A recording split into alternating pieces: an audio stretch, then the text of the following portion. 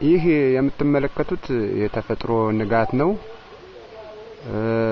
የተፈጥሮ ንጋት በጣና ሐይቅ ዳርቻ ላይ የሚታየው ነው።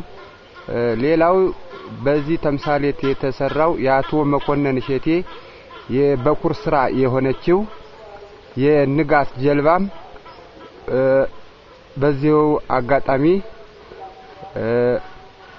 ለስራው መሳካት ከፍተኛ ትብብር ላደረጉ ስራቸው እንዲቃና ሐሳባቸው እንዲሟላ ህልማቸው እውን እንዲሆን ሌት ተቀን አብሬያቸው ጎናቸው ባልቆምም የልብ ስብራታቸው እንዲጽናና ከመቤቴ ጋር በመጸለይ ለዚህ እውነተኛ ስራ አፈጻጸም ከፍተኛ ጥረትና ዕውቀታቸውን ላወጡት ለአቶ መኮንን እሸቴ በዚሁ አጋጣሚ እንኳን ደስ አለዎት፣ የህልሞት እንኳን እውን ሆነ ላለሁኝ።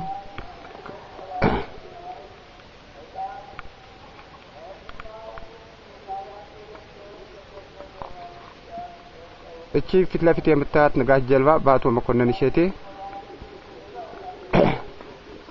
አማካኝነት የተሰራች ጀልባ ናት። በዛሬው ዕለት ወደ ሐይቁ መሐሊቋን ትጥላለች።